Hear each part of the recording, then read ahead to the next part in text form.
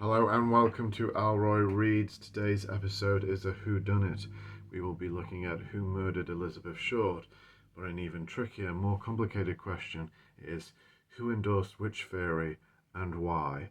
That's because our text for today is Black Dahlia Avenger by Steve Hodel. Okay, so if you're unfamiliar with ELLROY Reads, let me give you a little bit of background. Every week I look at a book that has inspired James Ellroy, inspired his career, moved him, thrilled him, amused him, and in some way has driven him to write the incredible novels that he has written. Black Dahlia Avenger, to say it was an inspiration to James Ellroy is probably not quite doing it justice, because there is a whole roller coaster of emotions that Ellroy associates with this book, both good and bad. So this is a true crime book. I think many of my regular viewers will have read it. For those of you that haven't, here it is. The author, Steve Hodel, is a retired LAPD homicide detective. He had a very difficult relationship with his father, George Hodel, who was a physician. He was an expert in sexually transmitted diseases. He lived predominantly in Los Angeles and during the 1930s and 40s, and he became Judge Hodel, although Steve Hodel didn't find this out until much later, until after his death. He became a suspect in the murder of Elizabeth Short, known to the world as the Black Dahlia, and the LAPD considered him the prime suspect in the case. And he was put on trial accused of raping his daughter, Tamar. He's a bad guy in many ways. If you read this book, which, even if you're not really attracted to the true crime genre, if you're a little bit skeptical of it, I think you're going to enjoy this book on another level, because it is a gripping family melodrama.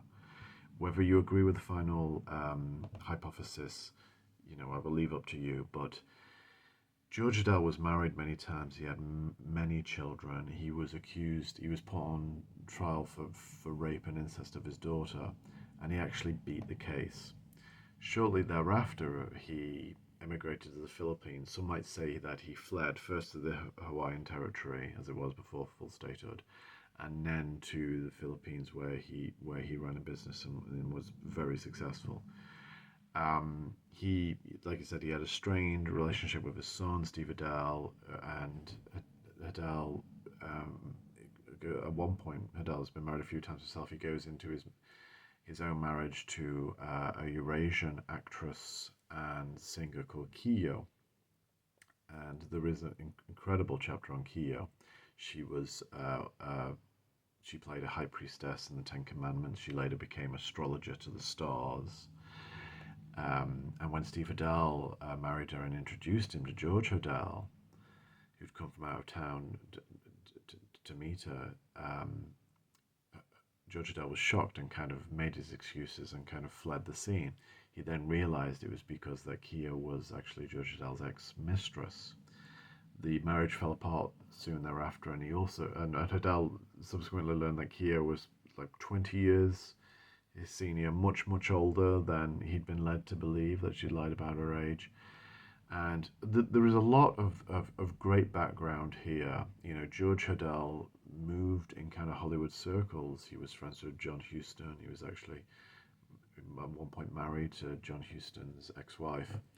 And he also moved in kind of artistic circles, because he was friends with the surrealist artists, Man Ray, and numerous others. And this actually goes into what Hodel says is the motive for the murder, that George Hodel was kind of trying to out-rip Jack the Ripper, but he was trying to do it in an artistic way, in that the posing of Elizabeth Short's corpse, when it was found, 39th and Norton, you'll recognize many of these names from the Black Dahlia novel, bisected, arms spread, legs spread-eagled, that he was actually inspired by two works of art by Man Ray that he was trying to imitate. But where it all started is that George Hodel and Steve Hodel had a kind of partial reconciliation shortly before George Hodel died in 1999 at a ripe old age, never really being called to account for his crimes. And when he was going through his father's belongings after the funeral, he found two photographs of two women. Well, actually, at the time, it was the same woman. He believed the photographs were of Elizabeth Short. He began to investigate whether his father knew Elizabeth Short, and he found a kind of endless web of connections that he puts forth in this case. Not everything. The book is an absolutely thrilling read, and it reads like a crime novel. It also reads as very much as a family melodrama. It's inspired crime novelists. It inspired Linda LaPlante's novel, The Red Dahlia, here in the UK.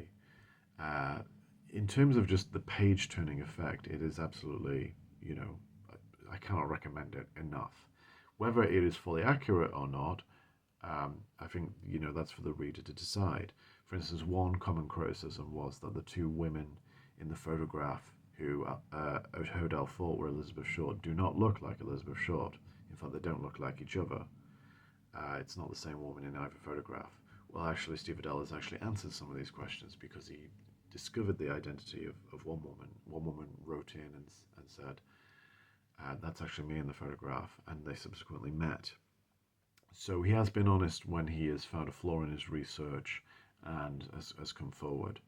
Okay, so how does this connect to James Ellroy? Well, James Ellroy's novel, The Black Dahlia, was his seventh novel. It was his first bestseller, and he was very lucky to get to that part. The Black Dahlia kind of saved him because novelists who don't produce a bestseller, mid-list novelist, tend to get dropped by agents and editors who eventually lose faith in them and says you're never going to break out. Ellroy did break out with The Black Dahlia. He'd had chance after chance, but people like Nat Sobel and Otto Penzler believed in him and knew one day he'd make it. With The Black Dahlia, he did. It was a brilliantly researched novel. He probably did more research for that novel than any other. He studied the newspaper articles and clippings. He really put together the facts of the case piece by piece so that he could extrapolate and come up with a fictional solution. He wasn't going to cheat the reader. He was going to give them a murderer at the end of it. And he'd been obsessed with the case since he was 11 years old and first read about it in Jack Webb's The Badge, which we've covered in a previous episode. And why it meant so much to him as a child was that at the age of 10, his mother had been murdered. That case would go unsolved. And it was only when he really discovered the story of Elizabeth Short that he had any kind of emotional connection to say he was so young when his mother was murdered, but he could finally understand just how graphic and awful it is for a woman to lose her life, and indeed his mother. He would later discover she was most likely raped, almost certainly raped on the night of her murder.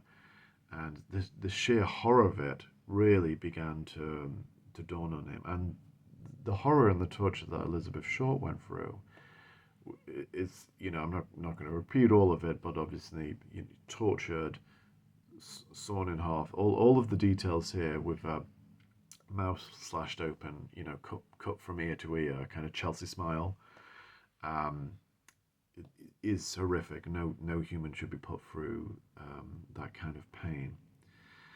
So James Ellroy previously endorsed another researcher's theory. He had endorsed the LA Times journalist Larry Harnish's theory that Dr. Walter Bailey was the murderer, and you can see that endorsement in the documentary on Ellroy, Feast of Death, which is a very good documentary. And Harnish and Ellroy are in the Pacific dining car, and Ellroy endorses his theory. Harnish lays it out to a bunch of LAPD and LA sheriff's detectives. It's actually set over 2 nights, but it looks like one single dinner. And the two theories between Harnish and Ellroy have some things in common, i.e., in both theories, the killer, the murderer, is a doctor. Anyway, some time had passed, and then Hodel comes out with his book, and I got to know Steve Hodel. We corresponded a lot back in the day. He was a very gregarious, very charming man, and he told me some good jokes. I remember one email exchange. He liked my website, and we were talking about Johnny Stompanato, and he said, we were talking about particularly Johnny Stompanato's gruesome death. He said, back in the day, I remember courting young ladies and dancing a new dance in LA at the time. It's called the Stompanato Stomp. It's where the girl cuts in. So Steve can be, very funny and charming and gregarious, and I did enjoy my correspondence with him a great deal. And he was very helpful in telling me how it all came together between him and Elroy, because they met at an office function, and Elroy had said that he'd been impressed with his work, his research. He was actually more impressed, according to Elroy, in the time between the hardback edition coming out and subsequently the paperback edition coming out, that it had come out that George Hodel had been the LAPD's prime suspect in the original investigation. And for Elroy, he said that's what clinched it for me. He wasn't entirely convinced with the photographs, the connections to Man Ray. He said, but that's what clinched it for me, that particular detail. And Steve told me that he's like, well, if you want to help, would you consider writing a blurb? And Elroy said, well, to hell with a blurb. What about if I write the foreword to the novel? To the novel? Okay, sorry. The foreword to Black Dahlia Avenger. That wasn't a Freudian slip. And Hodel said, I was a little bit cautious at first because Elroy's a novelist and I don't want to mix fact and fiction. Typical detective. Never really liked crime novels. Always found them unrealistic and often preposterous.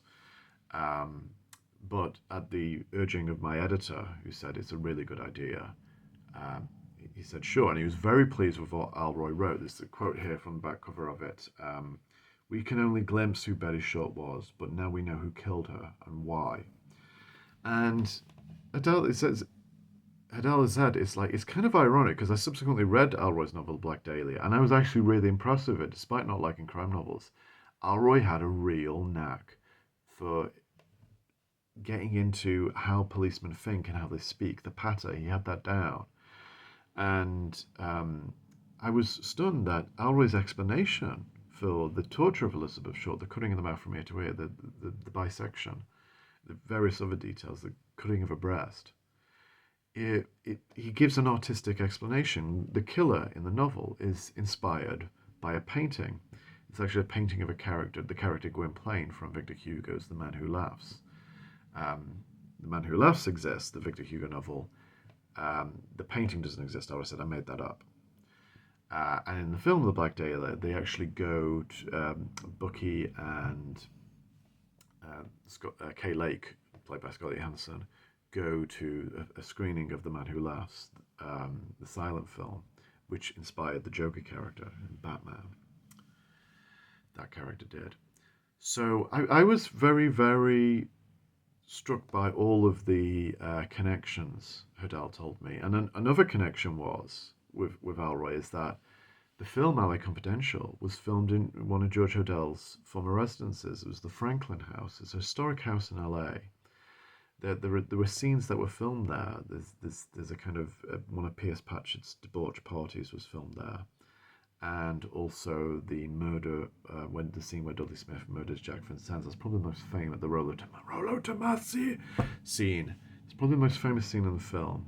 Was filmed there, and that's where Hodel says the murder most likely took place. And George Hodel was caught. The LAPD had it bugged. The district attorney's office had it bugged, and they caught him on a wiretap saying, supposing I did kill the Dahlia, they can't talk to my secretary now. She's dead. Another interesting connection I brought up to Steve Hodel is that Steve Hodel thinks that. It's highly likely that George Hodel murdered his secretary, Ruth Spaulding. And this was around the time that I was discovering that Jean Elroy's first husband was Easton Ewan Spaulding. And I brought it up to Steve one time, and I think he was a little bit kind of like, well, it's a common name. I don't think Ruth Spaulding was necessarily related to Easton Ewing Spaulding, Jean Elroy's first husband. But again, it would have been just a massive coincidence if they were. Anyway, after Elroy's endorsement of the book, he at one point, or gradually, and then ultimately, finally, just disowned his endorsement. First, he endorses Harnish, disowns that. Next, he endorses Hodel, disowns that.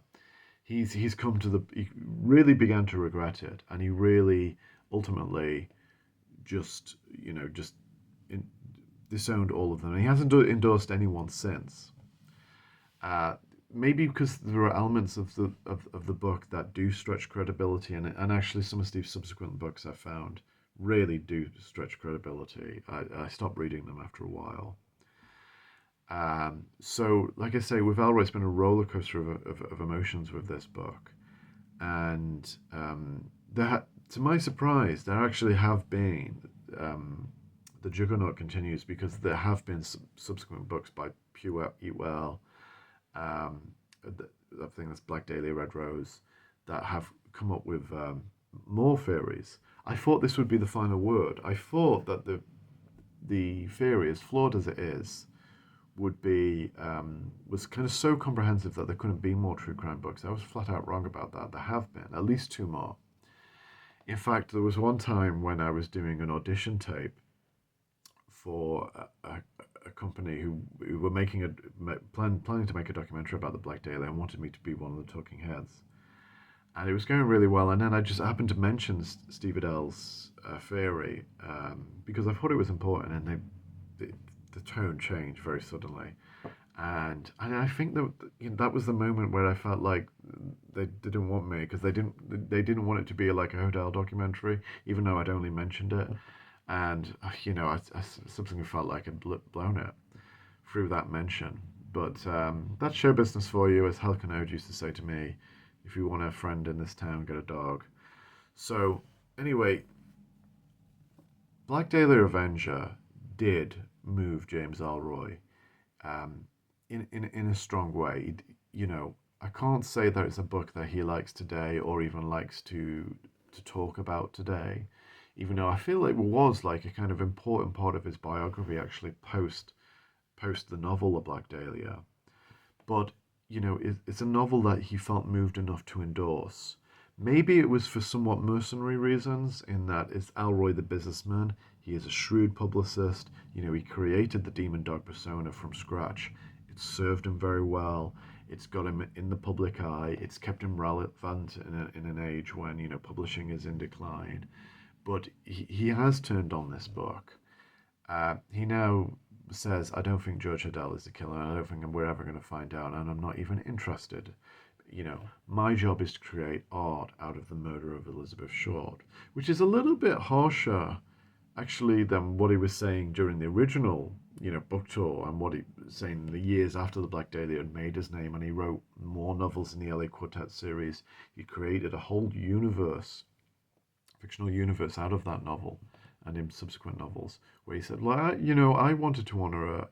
I felt a connection to Elizabeth Short, and she and I had things in common. She was floating around LA, no real sense of purpose, not sure what she wanted to do. She may have done some things like sleep around and whatnot that were questionable, and goodness knows, like, a woman gets judged much more harshly for that than a man does. And when Elroy was sleeping around and doing drugs and stuff, and he wasn't judged so harshly by his peers for it. But so obviously with Elroy and the Black Dahlia, it is a lifelong odyssey, and if you track his comments over the decades, then you will get a whole mix of emotions. But I would recommend this book to any James Ellroy fan, to anyone interested in the Black Dahlia. I don't care if you don't necessarily agree with it. I don't necessarily agree with all of it myself, but it is such an important text in the kind of in Black Dahlia scholarship and all of the work that's been produced. Steve Hodel is a charming guy. I haven't spoken to him for a few years, but I hope he's well. I certainly enjoyed all our correspondence. Larry Harnish, who's Dr. Walter Bailey was the murderer, is certainly very interesting and quite substantial. Larry, I've spoken to. He's a bit spiky in some of his correspondence online and stuff. He and Hodel don't get along. But when I interviewed him for James Ellroy's biography, he was very helpful. He was charming. And But let me just put one more theory. Just let's throw something into the mix. It's not just a theory. It's so much a theory. It's just something I want to pass by you, okay? Because there's a lot of talk about surgeons murdering Elizabeth Short. You know, what they did to her body must have been the work of a skilled surgeon. There's a lot of talk about, in Ellroy's novel, The Black Dahlia, and in this, about Man Ray and the surrealist artist, and all of them, all of the artwork that inspired the murderers of Elizabeth Short. Let me just throw something new, a what if for you. About a decade ago, I was giving a talk at St. Bart's Pathology Museum in London. There were two speakers. I was talking about Ellroy and the fictional Black Dahlia. I mentioned Hodel and Steve and Larry Harnish and the various theories. And there was a very distinguished forensic pathologist was the other speaker, Dr. Peter Venesis. I think I pronounced it right. It's a Cypriot name. You know what I'm like with names. But anyway, Peter Venesis, yeah. And he gave a brilliant talk. I mean, he had people almost throwing up because he was talking about the criminal cases he'd covered, like the Crossbow Cannibal case and various cases like that. And he'd been with the exhumation of the Romanov family in Russia. He'd done the post-mortem on Princess Diana in Paris. And so after the event, I got chatting to him. And I said, "Do you know much about the Black Dahlia case?" He's like, "No, I hadn't heard of it until your talk." And I said, "Well, what did you think of the various theories?" And he's like, "Well, they were interesting. But here's my take, just on the information you've relayed in your talk. So take this with a pinch of salt. I have worked on any number of domestic abuse cases. And 9 times out of 10, husband and wife get into an argument. It gets really heated. Blows are exchanged. And before you know it, the wife lies dead. Then the husband's, it's an unpremeditated, unplanned murder. The husband's got a problem, or the partner, the male partner. He's got a dead body on his hands. He's got to get rid of it. A body is very cumbersome and difficult to get rid of. So he starts hacking away at it. And, it's heavy. And he's got to chop it up into X amount of pieces to get it into some sort of disposable shape where they can get rid of it, the body. And he said, you would be very surprised at what people can do when they've got a dead body on their hands and they've got to get rid of it. They will hack and they will cut and they will saw. And none of them have got a medical background. These are just desperate men in a desperate situation who've got to get rid of the corpse.